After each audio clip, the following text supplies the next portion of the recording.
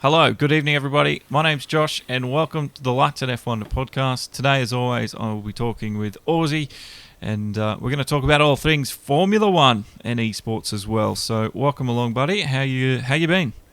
G'day, Josh, and welcome to you too. And yeah, we'll see where this podcast takes us, with a another weekend with no Formula One, where the Bahrain Grand Prix was supposed to be on Sunday, but it's a calendar of empties, isn't it? For a long way ahead. Yeah, well, do we talk about it? Yeah, well, the first light, rather. 5 lights on, 5 lights out. We do the 5 lights. We can actually do it this week after not having really anything from Melbourne. First light, more cancellations. What will become of the season? Will we have a season? I was just wanting to put into that light. I read Baku may be cancelled too, or is it confirmed? It's confirmed. Confirmed. I mean, I believe the terminology as has been the theme is postponed. But where are we going to fit all of these postponed races once we get it all in? Yeah, well, I think up to Baku it was sort of possible to maybe fit in China, Bahrain again, but if we continue to add more, especially when you add Baku onto it, I just don't think we're going to get to rerun them. We're just going to have to do what we've got. But we've got no summer break through August now, because they've made that from like March through to April. So 23 weeks instead of 2 weeks for that break as well. So I don't know. We're just not going to. I don't know when the season's going to start. Well, that's the point, isn't it? They're saying we're going to race through the summer break, but are we going to be racing? If we can, we can. I don't know how long a pandemic takes. 3 months, let's say. Where does that leave us after 3 months? So March, April, May, June, start of August. So I don't know. Man, the way it's going at the moment, you can't really see the end, can you? No, I can't see the end. There will be a point, though, when things start to slow down and get on the mend, and whenever a vaccine as well becomes widely available, that's pretty much the end of it. But right now, I don't know how long it's going to be. Is it going to be another 2? It could be tomorrow they find the vaccine, but is another 2 months, another 3, 4. Yeah, I mean, this isn't the COVID podcast, so we're not going to get into all that stuff. I mean, if you want to find out about the vaccines, Google it. But I have heard that they are working on it and they are testing on animals. But, I mean, it's not something that can be just done overnight or even in weeks. It takes months to actually culture it all and actually get it out into the real world. Exactly. But on a Formula One side of things, I mean, we need a minimum of 8 races to make it a championship season. So I thought it was 11, or is that? I thought it was 11. For some reason, I got 11 in my head. I don't know why. I wouldn't argue you on it, but I've always thought it was minimum 8 races to be classified as a championship season. Right. Well, I mean, that's not a lot of races. Chase Carey's come out and said that he's hoping for 15 or 18 races. I honestly think he's being very optimistic there. When only a week or 2 ago they were still thinking we're going to have Monaco. Yeah, no, you're right. Yeah, sorry, 8 races is what constitutes the minimum for a championship. So that's all that we need. That's all we need to run. So the schedule. Where's the break? The break usually would have been August. So how many do we have after that? We sort of have to add a couple on after the August break. Well, so, usually, what do we got? 2, 3, 4, 5, 6, 7. There's enough if they were to start say 28th of August, that weekend at Spa. There's enough races for a championship from then on in. 1, 2, 3, 4, 5, 6, 7, 8, 9. So we can pretty much cancel all the way up to Belgium. And then would we just go with what's left on the calendar, or do we?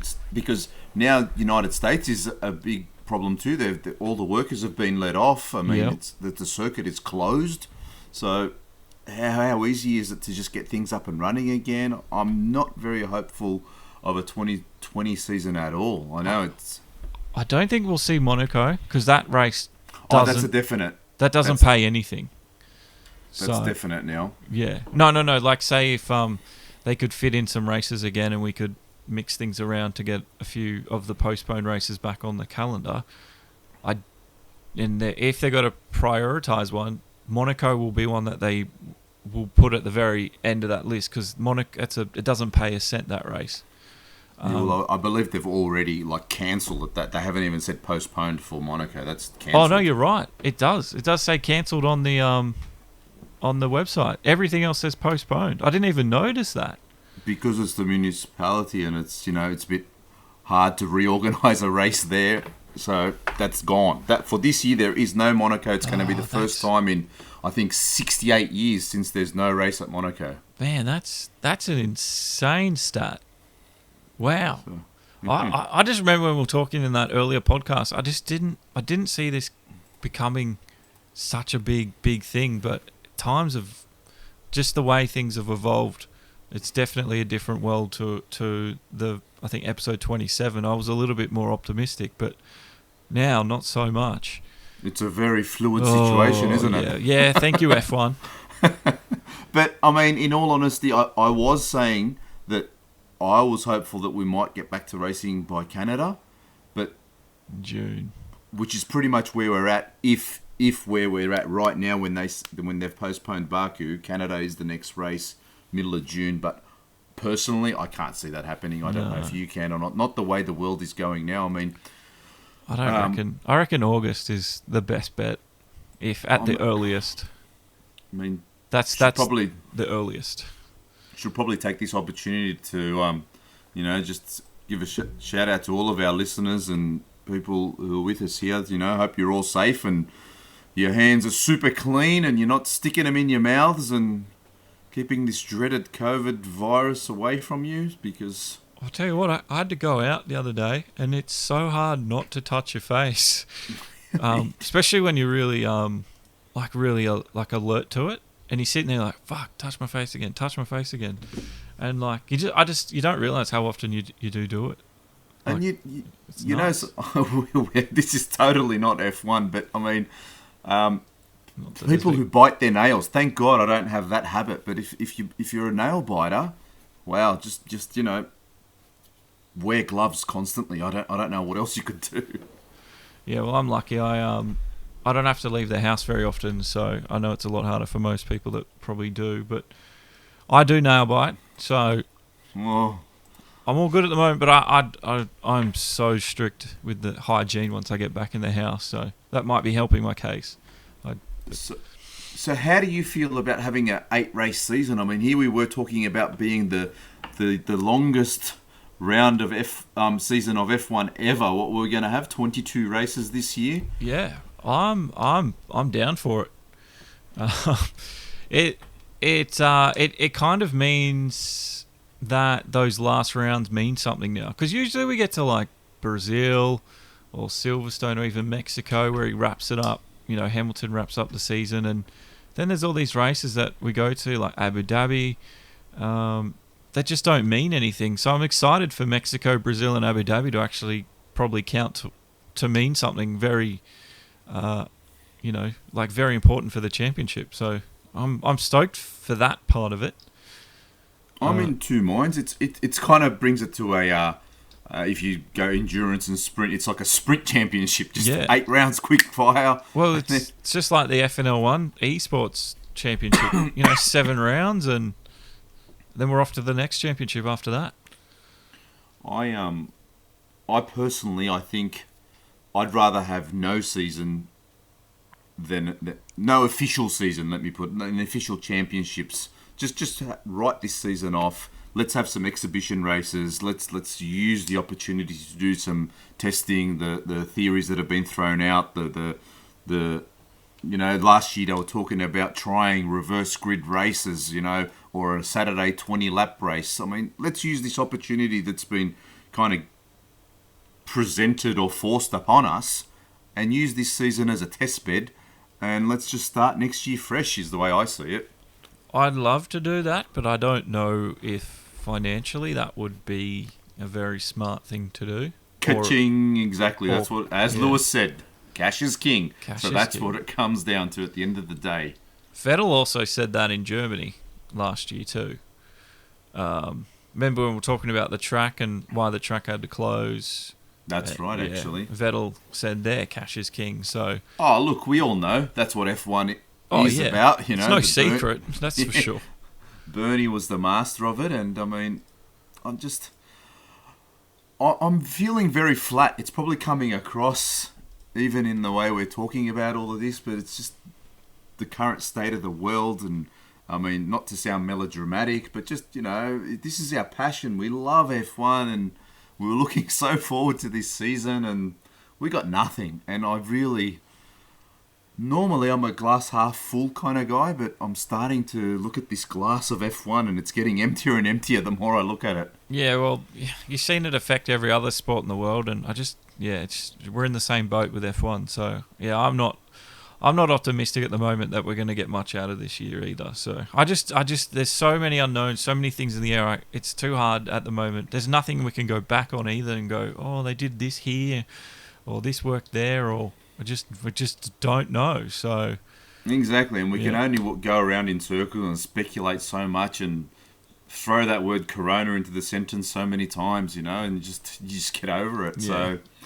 with that being said, I think that's light one done and dusted. I mean, just a quick synopsis of where we're at, and now moving on to the second light of our podcast tonight is the 2021 regs. As a result of all of this, has been pushed back. What do you think? Is it good or bad? First I heard it and I went, oh, you morons. Like, why? Why did you put it back? But then I thought, again, this has probably got something to do with money. Something to do with the probably Williams, Racing Point, Renault probably, Alfa Romeo, those sort of teams.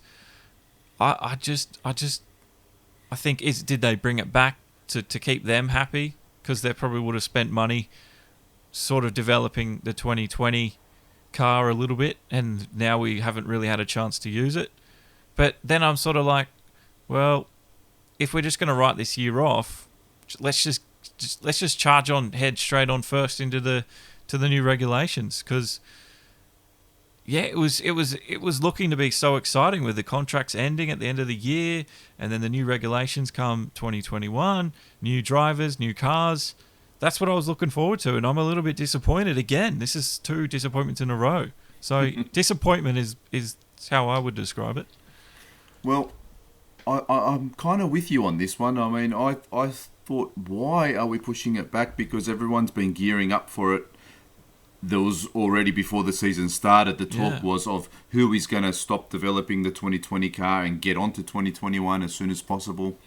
Now, you mentioned money again, so my question is, do teams like Williams, the Haas's, the Alfa Romeos, I mean, let's say the top 4 these days as far as money goes would be Merc, Ferrari, Red Bull, and now you'd have to include Stroll in that as well. Yeah. So you'd probably say they don't necessarily have a money problem, but do you think the smaller teams are relying on money from this season to be able to produce the 2021 car, or are they well and truly into it? Probably an element of that in there. I'd probably say Williams definitely, because they seem to always be scraping the bottom of the barrel. But yeah, I don't know. Like, that's something I've never really thought about. Is the money this year affecting their drive for next year? And then we go to the point of all these races being cancelled. At the end of the day, if we only have 8 or 9 races on the 2020 calendar that we've actually run, surely that's going to affect the payout at the end of the year as well. Whereas if we had the 22, the big pool of money is going to be very much dwindled. So that means it could be a cost-cutting thing. So that's the only reason I can see them why we've had to push it back.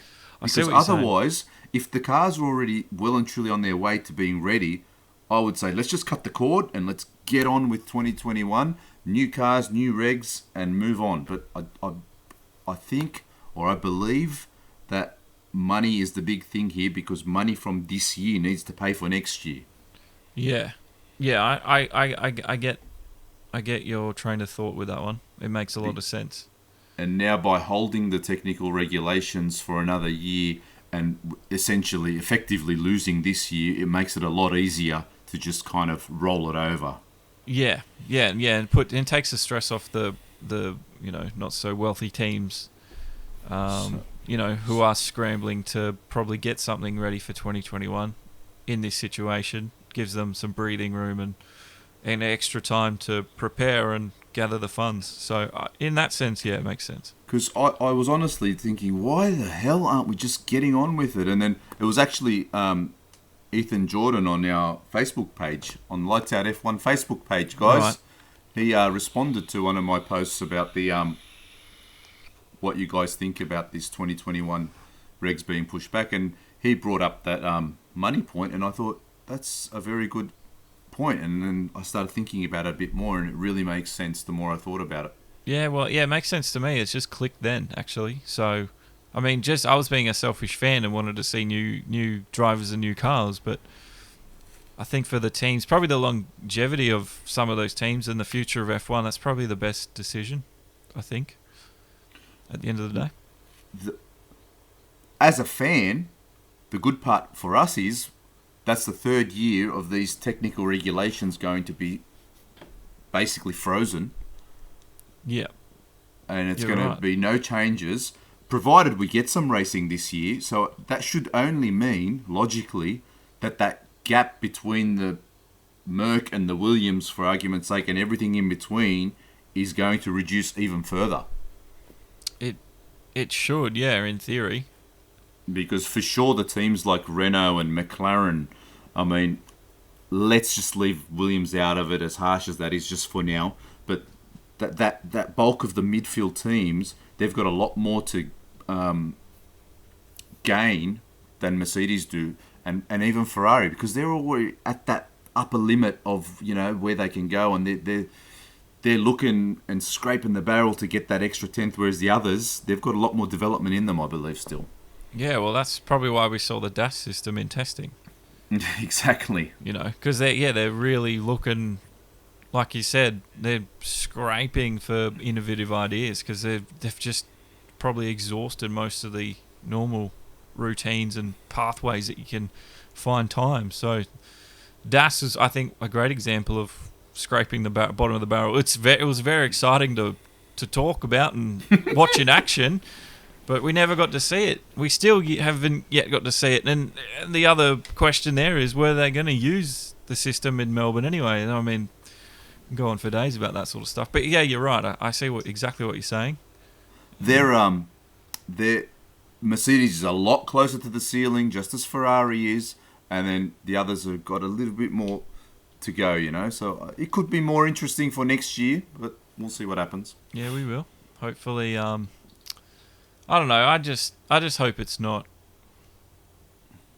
pushed back a further year, because I really want to see what these new regulations can bring to the table and how it changes the racing, and because it puts everyone back on a sort of equal bed again. Like you said, because for Ferrari, Mercedes, they're so high up in the echelons now in the hybrid era that everyone's still playing catch up. So another question also, I guess, for you and our listeners, if anyone knows, I just thought of right now. So with the regs being pushed back till 2022 now, which is what we're going to have to start calling them, the 2022 regs, not the 2021 regs anymore. What about the cost cap? Is that what we're calling it, the cost cap or the salary cap? Yeah. Is that being pushed back a year as well now, or is that still coming into effect next year? I can't imagine them pushing that back. I'd say they probably would bring it in still next year, because they want to make, like, Williams really want, especially Williams, that they really want this to happen. I even know Haas is the same.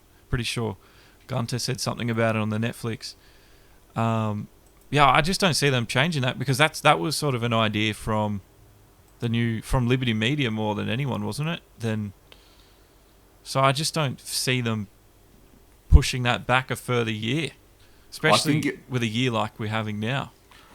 Exactly, because inadvertently there will be some sort of development going on in all this non-racing period. Yeah. But You can't stop that. it wouldn't be as prolific as it may have been if the racing was going on. But having said that, next year, if the cost cap isn't there, then all of a sudden there's still a lot of shitload more money to spend on 2022 car. So I think the cost cap would have to stay. Yeah, I don't think it's going to go. Something will have to follow up. No, and I think, and they're in. I think they're in that break period now. So there's zero development happening anywhere at the moment, anyway. So that's just the way. That's the way the cookie crumbled so far.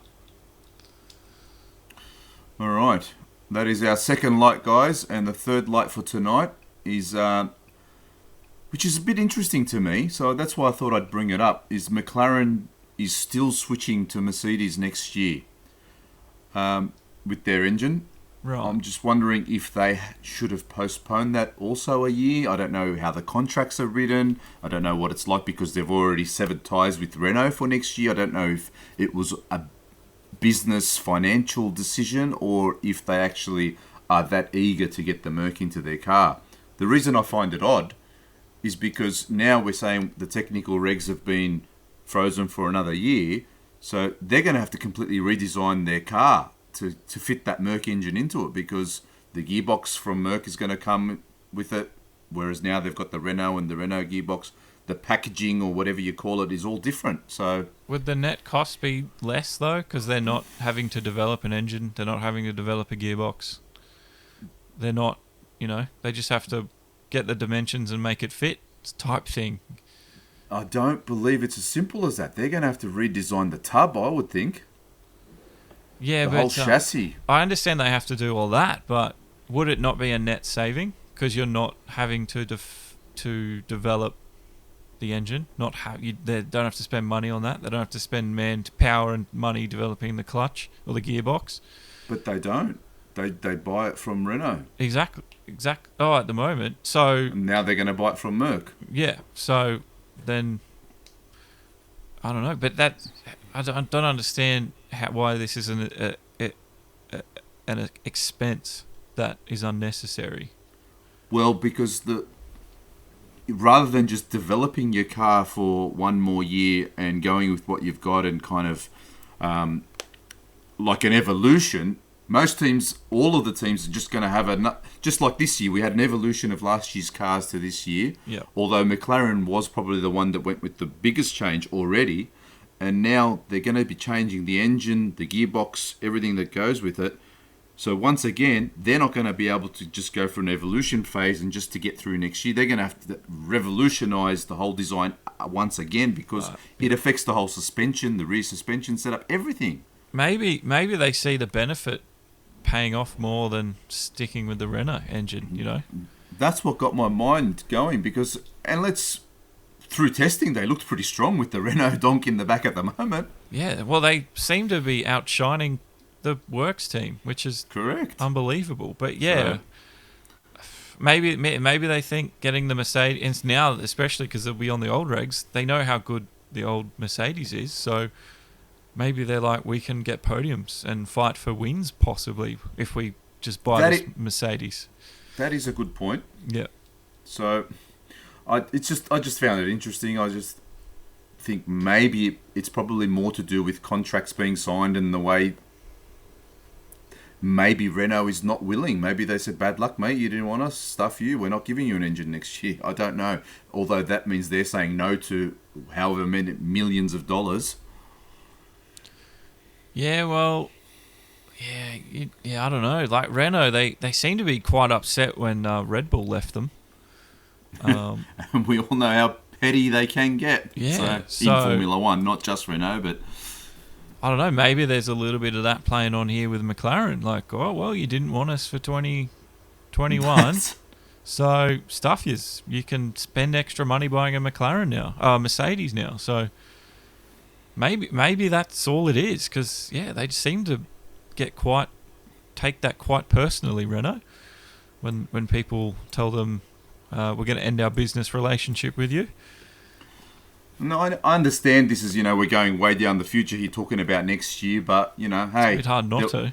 there was supposed to be a Bahrain race 2 days ago, and this is supposed to be the Bahrain review podcast. So, yeah, I know. We're supposed to be giving out S3 awards. Should have had a leader by now. We should have had fantasy points in our fantasy teams. We still don't have none of that. This is the best I'm going in the fantasy league so far. I know. We're still all equal first. Moving on to our Light 4. Again, it's got to do with the current situation of the world, but Ferrari have donated 10 million euros to the Italian health system, which is pretty amazing. Like, I mean, that's a fair bit of cash. But also, all the British teams, I think there's 6 or 7 of them, they're all working with the governments to help, because there's a big ventilator shortage in... it's not just Britain, it's the whole world. I mean, it's in America, everywhere. So you got to think Formula One, we're the pinnacle of motorsport here, but the engineers and the staff they've got at their disposal, they could be very handy in such a situation that the world is finding itself in at the moment. So very smart people. Yeah, well, basically just using the manufacturing facilities to help sort of prop up what the what everyone else can't sort of make together, so they can sort of boost that process a little bit, which is which sort of brings you back to war-like situations where you get private industry starting to help the country, so to speak. So that's sort of how bad it's become. But yeah. Well, I mean, they're already adept at making prototype parts. Sorry, very quickly, and get them out there for their models and whatnot. So these are all people used to working under pressure and time limits and time frames. So I know it's a shit situation, but in a roundabout way, it's a little bit of there's been all this talk of carbon zero F1 and all of that in the past, but this is F1 giving back, so to speak. In a way, yeah, and obviously Ferrari giving money to the Italian health system like that. Well, they're obviously affected by it, like straight up. So would AlphaTauri. Are they based in Italy too? I thought there was a AlphaTauri and Alfa Romeo. They're all based in Italy and factories are locked down, like closed. So I doubt very much there's much development going on there right now. Yeah, I'd say nothing. Niente, as they say in Italian. Nothing. They are in absolute lockdown over there, and I mean, China started off as the worst country, but we all know, I think Italy is probably the worst hit country right now. Yeah, well, I know on the Melbourne GP weekend, the Ferrari crew had to get exemptions to fly out to Australia because they were already in lockdown at that stage. And how ironic was it that it was McLaren who had the majority of the... Essentially, the stone that got the avalanche rolling was from the McLaren garage. I often think about that, and if that person hadn't have been tested positive, that weekend probably would have gone ahead still. I have to agree with you. Yeah. I mean, in the situation is now, I don't think Bahrain would have gone on, but if we hadn't have had that person, I don't know if they in the end tested negative to it. I thought I heard that, but like I know, I saw Carlos Sainz, he was like tested negative today, so obviously the whole team got tested. But yeah, I wonder if we didn't have that case amongst the McLaren team, the Melbourne GP probably would have happened rather than... No. But he did test positive. I think in the end, the final number I heard was 14 of them tested positive, and they were kept in isolation. Yeah, well, there you go. So, I didn't know it was that bad. Once that first person came back with the positive result, that's when the whole snowball started for the Melbourne cancellation, with McLaren pulling out of the race. But you know what? It's in hindsight. It was in the overall picture, yes. In the overall picture, it wouldn't have made any difference. All we would have been saying now is, are we going to only have one race for the entire year? Yeah, well, again, we're just guessing. We don't know. But hopefully more than one. But, and also, just while you're talking about private industry and Ferrari, before all that letter from Chase Carey, you read that off to me one night, and it was just the most bizarre thing I've read. It didn't really say much. Do you remember that? Do you remember that letter? You mean the one like last week about apologising to the F1 fans? Yeah. Yeah, that one. That's right. And I said to you, what is he actually saying? He didn't say anything other than basically sorry, but he didn't give any information. He didn't expand on anything. I mean, he was out today with his press conference, was it? I think so. With his statement today. Yeah. I didn't actually see the new statement, but I know, or maybe I have, because he was talking about, running through the normal summer break and somehow trying to fit in those postponed events at a later. Well, that's what I said earlier. It's just being optimistic, saying that we're going to race through the summer break. I did have a thought though.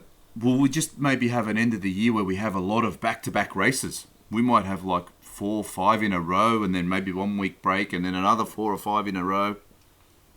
I mean, if they can work it out with the places that have been postponed. So the hardest ones will be like Melbourne. Any other street tracks on that list? Because of the. Like, I really want to see Vietnam and Zandvoort. I at least want to see those go ahead. Look, if I'm honest, looking at the calendar, Australia is cancelled. It actually says so on the F1 schedule. It does. It's not coming back. That's done and dusted for 2020. Yeah. Bahrain's postponed. Vietnam still says postponed, but I highly doubt we will be placing that one into the calendar later on. China probably. We could bring that back. Yep. I don't know if you want to. Now, Netherlands, that's one I could see them really trying hard to slot back in at some later stage if they possibly can. I mean, it is a purpose-built track, and they've done a lot of work to it to get it to the F1 standards and to get it on the calendar this year. So that one I could see them slotting back in. Spain, I don't really care if they cancel it. Yeah. Because Monaco's cancelled. Azerbaijan, I doubt very much we'll be slotting that one back in. Now, Canada's an interesting one. It's a half-half. I mean, they do use part. It's kind of like Melbourne, Canada. It's like part track, part street track. France, it doesn't. From Canada on, just so everyone knows, I'm just going through the calendar on the F1 page, but all of these rest of the races don't have postponed on them. But France. Let's just cancel it. Don't worry about postponing. Get rid of it. Austria, I would be disappointed if that went missing. Silverstone, I'd be disappointed. Hungary, yeah, okay, we can cancel that one. We all surely want to see Spa stay on the calendar. Now, yeah, we do. Monza, are we gonna? No, can't get rid of it. Nope. But can you go to Italy in this year? I don't know. If we can go there, you got to have it on. If there's a vaccine out. Yeah, you're fine. Singapore, that's another street track. If it's not on that day and it's already scheduled for September. So if you're going to postpone any of these races now, you're just saying cancelled basically. So we could do a year without Singapore, but then it is a big race, and especially in a year where we're not having Monaco, you'd have to think they're going to bend over backwards to make Singapore happen. I would think so. I just don't see how they can fit more than 2 races in at the end of the year, because we bloody end the season on the 29th of November, and then the run up to Christmas, like two weekends in a row, and that's it. So really, I think there's only going to be 2 more events fit, and then I don't know if you can shuffle the calendar around between, say, Belgium and Italy. No, that's a week. Singapore. I don't know. There's just maybe in October and end of September you can fit something, but there's 2 or 3 races max I think you can probably fit in. Yeah, that's if you're trying to finish on that finish day of round 22 on the 29th of November. No. I'm talking about you've only got 2 extra weeks after that last race. Because you've got... You can't run into Christmas. Well, there was New rumours, Year period. There was rumours that they would race through the Christmas New Year's period and actually end the season in 2021. No, I just don't see the drivers or the teams wanting to do that. And I personally don't like that idea very much either. No, like no. Just they have a long enough season as it is, so you can't be making them do that. Like, why don't we just cancel this year and let's have a 30 race calendar next year? Oh well, why the hell not? No, that's too many races. I've talked about this before. Like 22 is asking a lot. It's asking a lot. Now, I don't know. Do you want to continue with Light 4 anymore? Because I've said enough there. Yep. Bring it on to Light 5, and we will talk about the virtual Grand Prix. But that is our Light 5, by the way. Not the virtual Bahrain. But what I've noticed, obviously, with not having Melbourne, and then we had the virtual Grand Prix, everything's set for Europe. So everything's nice for Europe, but for fans here on this side of the bloody hemisphere, we get a rough deal. Like just like the real races. Yeah, just a mad rough deal. So yeah, I couldn't do 30. It'd be a lot better if it was on in the afternoon, like everyone in the Europe gets. But I don't know. But they did have the virtual Grand Prix. It was on at I think 6 a.m. in the morning on a Monday, so it wasn't too bad. But what was your initial impressions, Ozzy? I want to go through this step by step. When you saw who was on the grid, not the race. When you just saw the grid, you've seen the names and you've seen the grid. What do you think? Look, I'm gonna give away something here. That's gonna be like giving away the ending of a good movie to someone, because there's one word that's gonna be a theme here for me. Yep. And my initial response was disappointed. Very disappointed. I got the impression that we were going to have at least maybe 5 or 6 real F1. I knew we weren't going to have the full grid. Just knew it. But all we didn't even have Max Verstappen for F's sake. We just had Lando Norris, the only current F1 driver on that grid. That was it. Well, yeah, we had Latifi, but he hasn't actually raced in Formula 1 yet. No. So he's done testing, and then we had Stoffel Van Dorn, an ex-Formula 1 driver. We had Hulkenberg.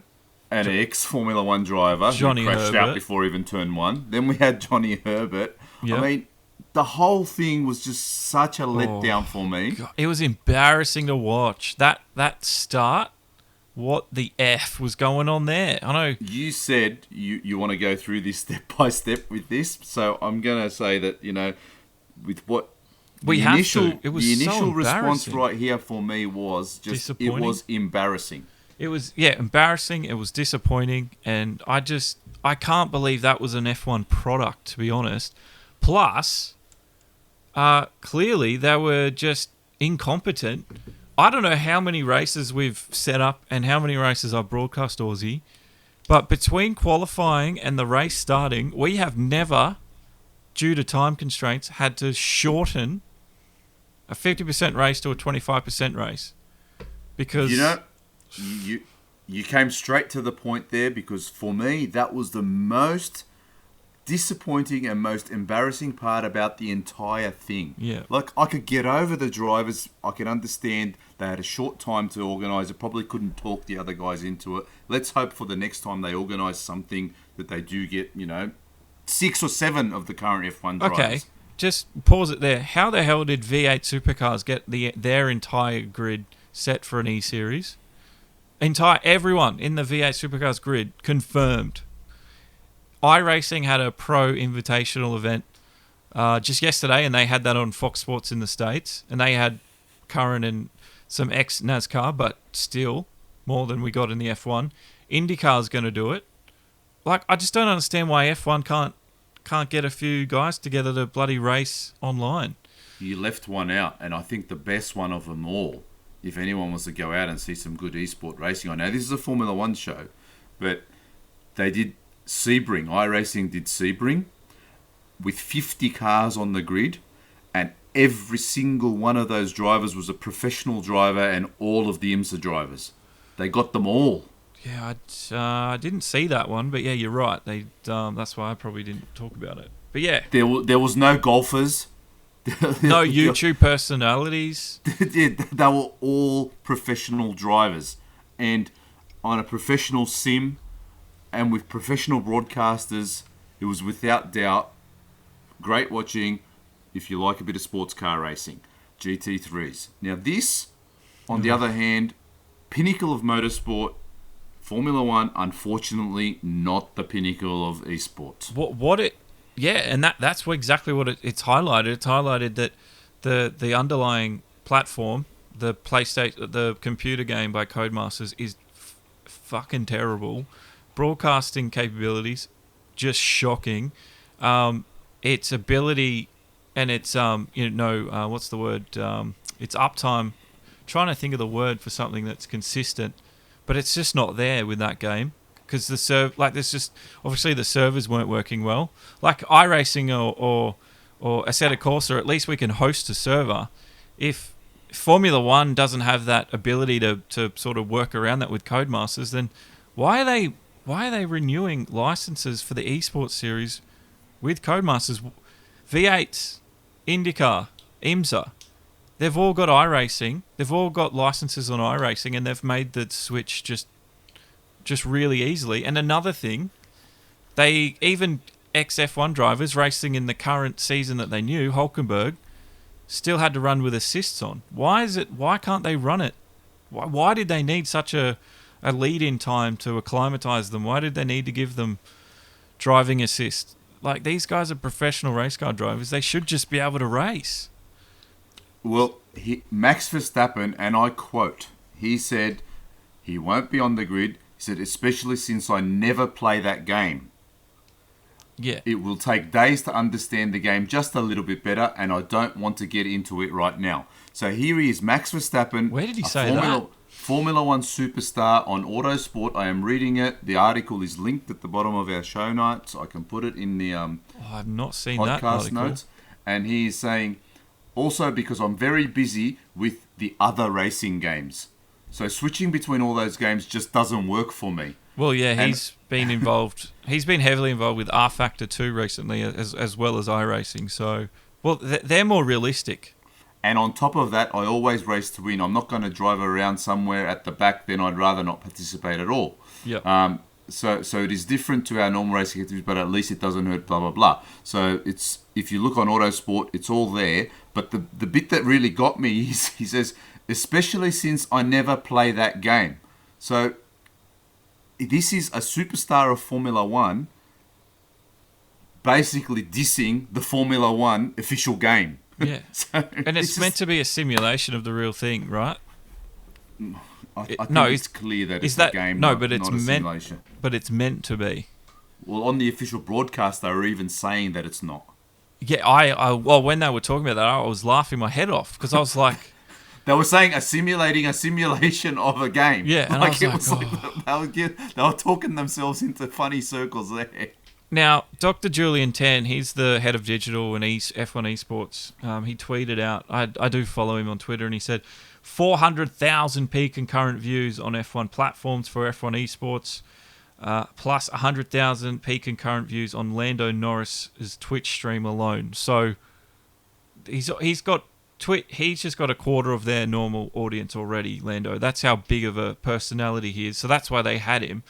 But it said numbers are numbers, but I think it shows we gave our amazing F1 fans a little bit of what they were missing and wanted to see. Were you at all excited by that race, Aussie?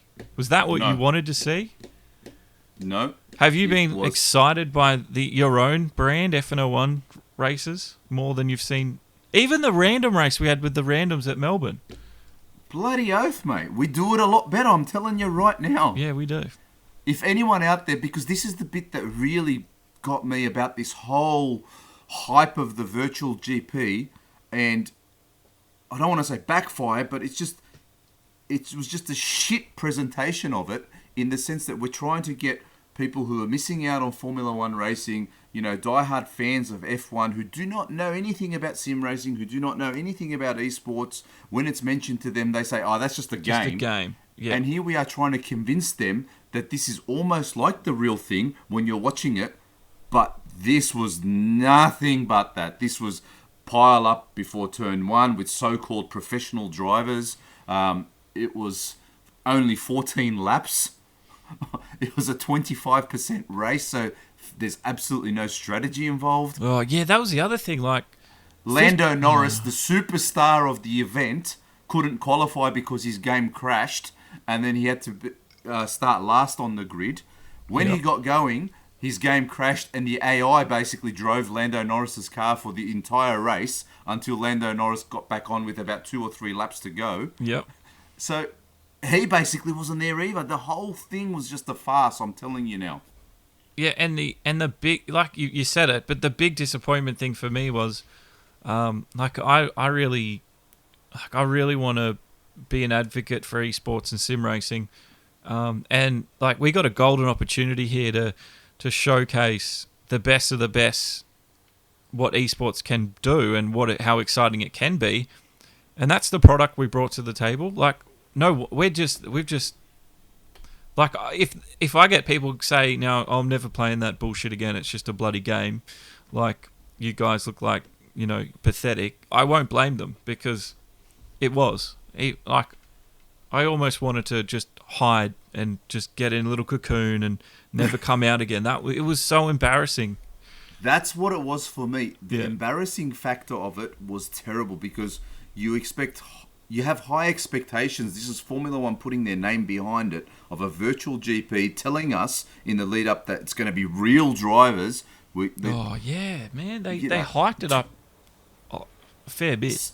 So, knowing what we put out there, and we actually use the game on our Friday night leagues, and if you haven't jumped onto Demo 1 Garage or the FNL1 Esports page and, had a look at any of our races, please just have a look, even if it's just for 5 minutes.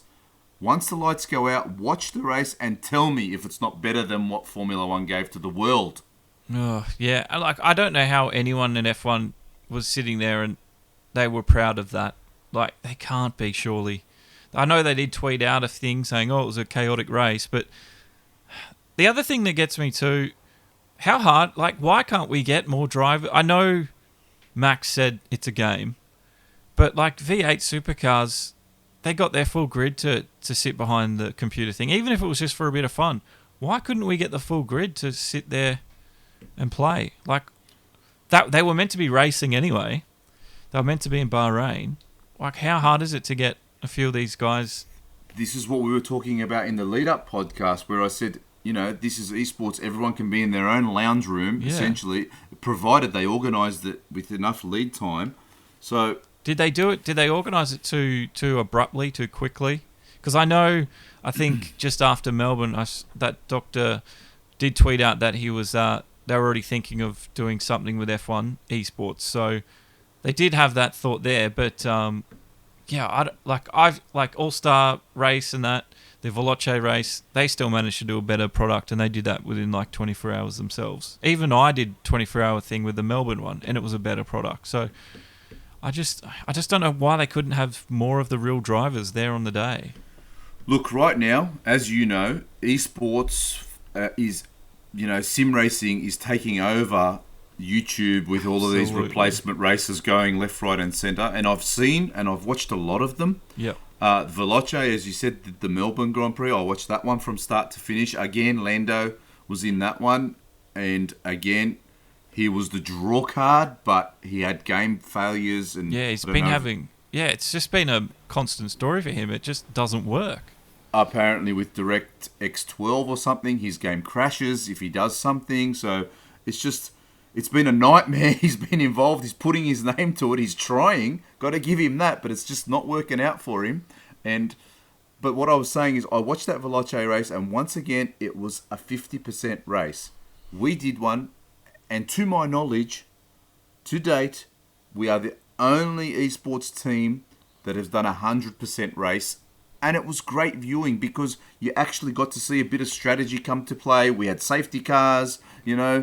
There was carnage, but there were 20 random drivers that hadn't met each other before, and we still put on a better race, We didn't have a Norris, we didn't have a Van Dorn, we didn't have a Hulkenberg, but it was great viewing. Yeah, the strategy in that one was really what spiced up the ending.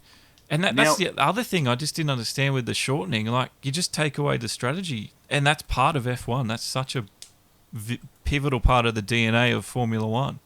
Like, at the end of the day, don't you think that Formula One can say to these guys, listen, you're contracted to drive with us. This is my point.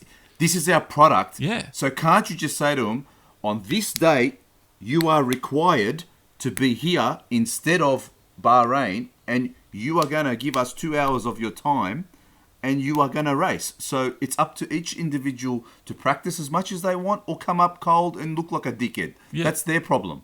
But shouldn't F1 kind of play a bit of a heavy hand here? Yeah, that's why I couldn't understand. I thought we were going to get most, if not all of the grid almost at some point. I even take it further and I said this last time too, get Sky Sports involved. Get Crofty there. Get Brundle there. Get the fucking race engineers involved with the setups and whatnot. Try to just, even if it's, just, what's the word I'm looking for? Over-exaggerating it. If they're just blowing it way out of proportion, But if the whole idea is here that we're trying to replace Bahrain with this game of Codemasters, let's present it and go over the top. No assists for the drivers. Whole 20 drivers that we know in Formula One are there racing this thing for 100% race distance. Yeah. They're using strategy. Yeah, none of this YouTube personality, none of this other championship drivers, just no old drivers. Yeah, I want the full 20 grid that, we were expecting to line up in Bahrain in 2020. Not just, I don't know. I'm very disappointed. I'm very angry. I'm embarrassed. I'm also... I'm just dumbfounded that they threw away this golden opportunity, and also I'm more than ever mad that they keep signing on with Codemasters, because it just shows how weak that platform is. How weak it is. With this conversation, I've kind of tried to steer away from that, because we know, we can go down a whole rabbit hole there, and we could spend a whole hour of, why Codemasters shouldn't have the license. That showed why. That was. But for me, my biggest frustration is F1 has missed this golden opportunity, as you said, you put me off with your e-smoke there. to just present it to people like, we had Durko from Formula One Armchairs on just a couple of episodes ago. There's 16,000 people in that group who are passionate, die-hard Formula One fans. Now, if they've never watched an esport race before, those people, and they saw what Formula One presented, it was absolute rubbish. Yeah, that's what I'm saying. If those people come to me now and say I don't want to watch it because it's just pathetic racing, I'll be like, I can totally understand why you think that. Because, those are the people you need to try to convince that this is not just a game and it's not bullshit. Yeah, you don't have to convince me or Aussie. You have to convince those other people. I can't help but think that we would have had better numbers if it was a better race. 400,000 is impressive, especially at one time, but to think Lando had 1/4 of that and he had connection issues. And if you watch Lando's stream, I mean, he's just a personality and a half, that guy. I mean, yeah, that's why people watch him. During that break, because it was just a long wait for the race, he had his phone out and he was in his chat. People were saying, ring this person, ring that person. He rang Max and he said, hey man, my game crashed. I'm at the back of the grid. Have you got any advice for me? And he had Max on speakerphone. That's why he had so many people watching him, because he's actually interesting to watch, more interesting than the F1 stream. Yeah. He rang Zach Brown and he said, hey, what advice have you got for me, Zach? He rang his actual race engineer. And that's what I'm saying. That's what got me thinking. Why don't we actually get these people involved in the whole, make it a massive event? Yeah. We don't have a fucking Bahrain race. We don't have China. We don't have Netherlands. Let's do something that's going to, go halfway to replacing it. I'm getting worked up.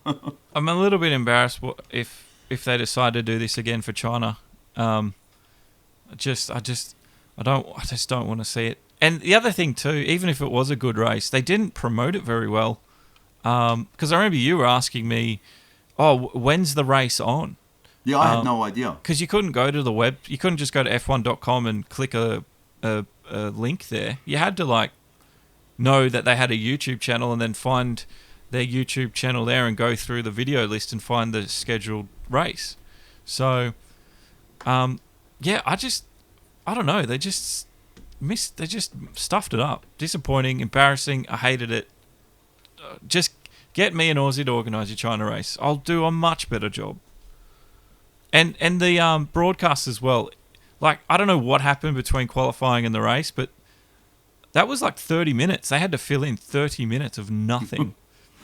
I fast forward a lot of those bits. Oh, I did too, but I did count how many minutes it was because it was ridiculous that.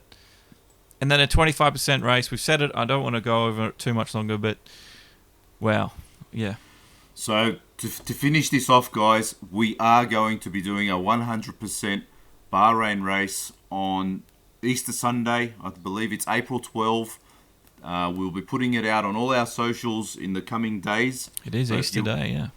If you want to have a crack at it, I mean, we're all in, this social distancing and everything, so I don't think how the gatherings are all going to go this Easter. So if you've got a rig at home, if you've got F1 Codemasters, even if you just got a controller and you want to race, and if just you're jump welcome. in, our form will be going out, and come and do a 100% race with us. And if you're not racing, just watch it. Yeah. Trust me, you'll enjoy it. And it will be first in best dress, but if we get enough for 2 grids, you never know, I might do 2 races. So the form will go out. Keep an eye on FNL1 Esports and the Demo 1 Facebooks, websites, all that. And as soon as you see it, get your name in. PSN, we'll need a PlayStation. It is a PlayStation event. It is a PlayStation event, yes. But I wouldn't mind getting a PC event going. So if you do have a PC, just put your name down. Let us know you're on a PC. I'll put a little link in there for you to tell me. And if we get enough PC people, I might do it. But well, I've got the Discord link always in our show notes. Jump into our FNL1 Esports Discord link, and we just go from there. Whatever you want to race with us. If you only just want to watch us, follow the broadcasts. It's all there.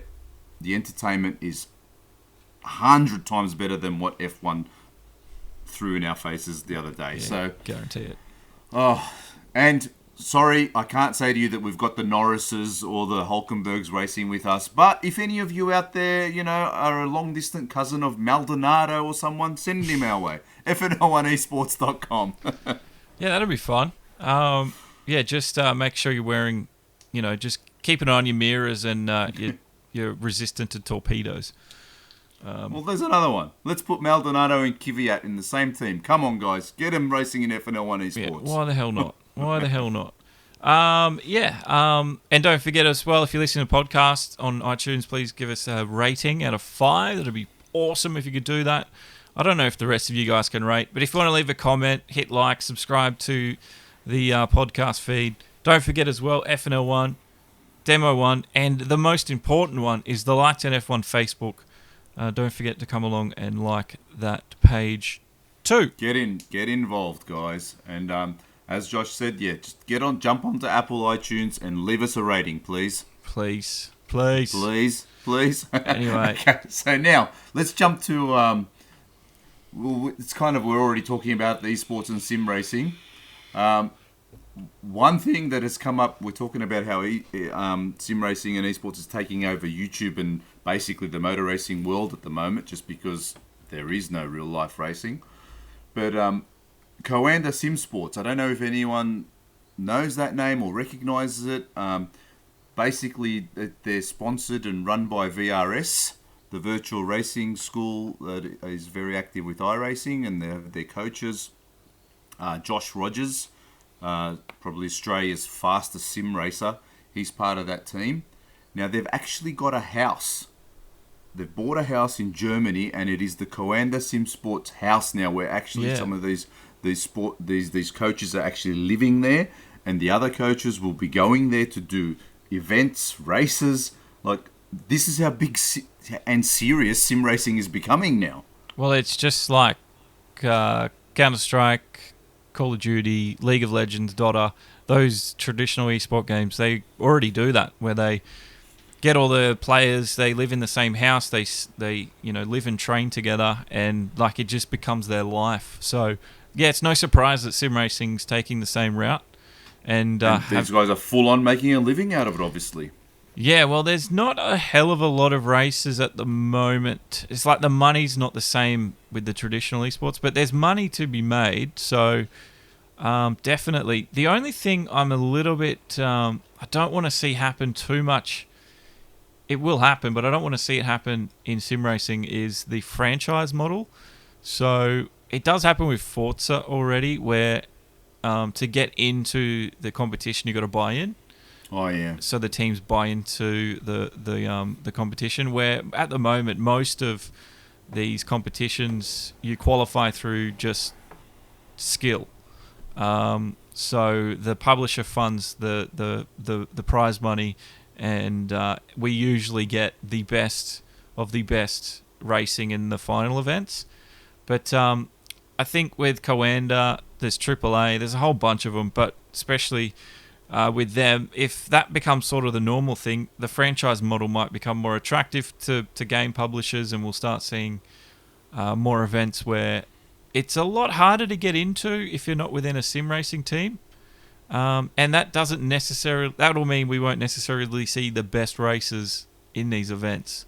So, yeah, I'm for it, but yeah, I've knowing what other esports does, I'm a little bit wary to where this might head. To be honest, yeah, I'm not too aware of the other esports, how they do it. So this was just news to me and a bit of an eye opener, really. Yeah, it is interesting though, but yeah, like, is it the right way to do it? Is it the most efficient way? I don't know.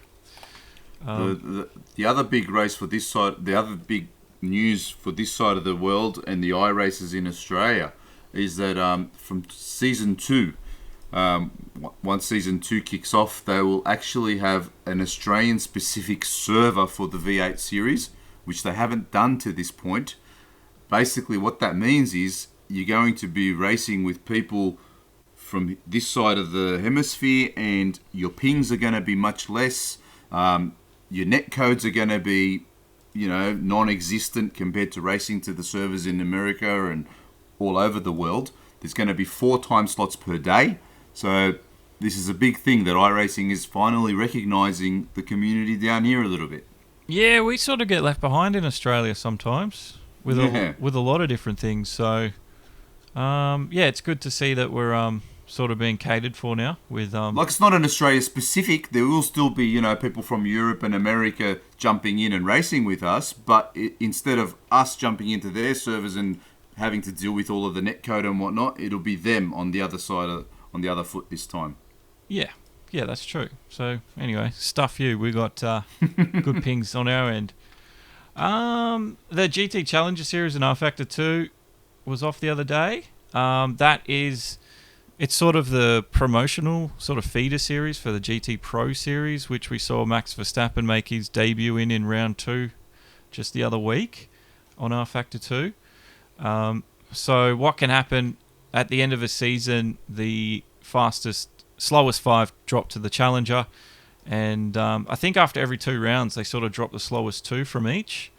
So we had Siebel win the last race at the Nürburgring GP circuit, but he wasn't the top driver after the 2 rounds. It was Lorenzo Arisi, who had a bit of a shocking race in round 2. He's through drive-through penalties, he was in a few accidents, and Michael Sedlacek both in the McLaren, they will move up to the Pro Series for round 3. So yeah, very interesting, and there's money in the Pro Series too, so everybody wants to get there. So it's very, very fierce. Some good driving though. It's good to watch. Don't know if have you taken part in any of the R Factor events? No, all I've done is I watched the R Factor race that was on last week, where Max Verstappen was involved in the Formula One race, and they had Jimmy Broadbent and again all the the All-Star race. Yeah, that's the one. The first one. Yeah, Rudy Van Bruin won the second All-Star Esports event. So he is the shadow winner in the McLaren sim race. Not sim race, he is, but he's the sim driver for McLaren. Yeah, I don't think he is anymore, but he used to be. But yeah, he went off and he blitzed the field in that one. So did you watch any of that second All-Star Esports one? at all. Hulkenberg was in that one too. Was he? Yeah, I didn't see that one. Yeah, they were using a slower sort of F3, sort of F4 formula cars. Oh, is it the one they had issues at the start and there was a massive delay because something crashed? Because I started watching one and there was a massive long delay and I basically gave up at the end. No, that would have been the Race Room VIP Race From Home event. They only got through the first. They were meant to have 2 races, and they got through the first race just fine. But then the second race, and it crashed. The servers crashed, so they had to cancel. It took them a day to get it back up or something, didn't it? Yeah, it took them a while. But if you don't know what I'm talking about, I've got most of this stuff covered on my website, demo1garage.com. The Challenger series I'm putting up later tonight, but so there's a lot that goes on, so I try to stay above and on top of it all the best I can, being the one person that I am. There's a lot going on at the moment. I don't know if you'd agree. There seems to be an overload of e-sport events. Obviously with all the no racing, everyone's trying to put something together and to get the virtual thing happening and trying to get whatever names people can get. I mean, we're only we're not even a little fish in the sea. We're like a little tadpole at the moment. Yeah. So it doesn't bother me so much, but obviously it's the same few people that are getting invited to all of these because the same few people correct race. And I'm getting a little bit over it. I just want to... it was fun, I think, the first week, and now I'm sort of like... It's weird. I just want to see normal people race again. I don't know. I'm in a weird conundrum because I sort of asked for this to happen, but at the same time, I sort of feel like all the little guys now are sort of getting pushed out of the way.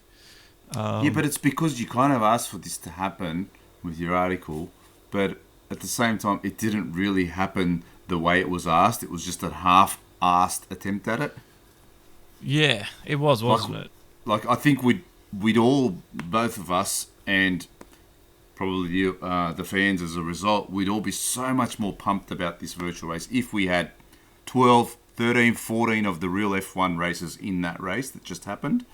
It would just be... Then we'd just be focused more on the fast of the actual event of the 14 laps. But just the drivers themselves was just a letdown. Like, for me to give up 2 hours of my time to sit down and watch these people expecting to be full-on F1 drivers. In an hour of it, the qualifying was boring, for one. The broadcast of that was dull. I don't know. I just feel like the entertainment, they didn't really think about it as well. And I feel like a lot of these events, they're being put on so quickly that they're just like, let's just get anything out there. And I think it's sometimes at the end a little bit more detrimental to the success of esports than people are thinking it might be. Correct. I've seen way better things put on in the Challenger Series races. If that was on the TV, that was a fantastic race. The Pro Series one, where Max Verstappen was in just the other week, he made his debut early. He was a little bit aggressive in that one, and I have to admit, I would probably say he was racing a little bit too on the edge, and he got his own rewards because he didn't finish that race. But I just feel like there's been better things out there before all this happened. So what's happening now isn't the best that we can offer. Because everyone's just throwing together whatever they can as soon as they can. Yeah, and it's that mentality of we have to be out there, we got to be first. Yeah, and I'm not. Yeah, I don't know. It hurts me to say it, but some of them haven't been good. And you know what? Yeah. If we're speaking of first, we were probably the first non-Australia GP race that happened online. Oh, we beat all of them. Time-wise, we were probably the first. We're just not big enough to get the notoriety and... No, you're right, yeah. Not enough shares. But, like, someone who did put on a good event, NASCAR, they already do the e-NASCAR stuff. So they said, why not do a pro invitational, get the invite real drivers in, because a lot of those NASCAR guys practice on iRacing because the NASCAR cars are there. And that was on Fox Sports 1 in the States, and it was an absolutely fantastic event. Very, very well put together. They had the real professional commentators that they always have. That's what I want. It was what F1 should have done, but Exactly. NASCAR did it. So Yep. that's how the cookie crumbled, though. That's how the cookie crumbled. But we've got some stuff coming up. And we've got some weekend. stuff that started and some stuff coming up. So let's start with the Bathurst 120 that's set to kick off this weekend. Yeah. It's a 2-hour race around the mountain. It's on GT Sport. I've got a full grid. If you haven't heard of it until today, it's probably because I didn't ask you. It was filled with incredibly talented drivers as soon as I asked. So the grid is full. So there's no more spots. Sorry about that. But it's at 10:30 a.m. Brisbane time. It will start. The race will begin if hopefully everything's going to plan.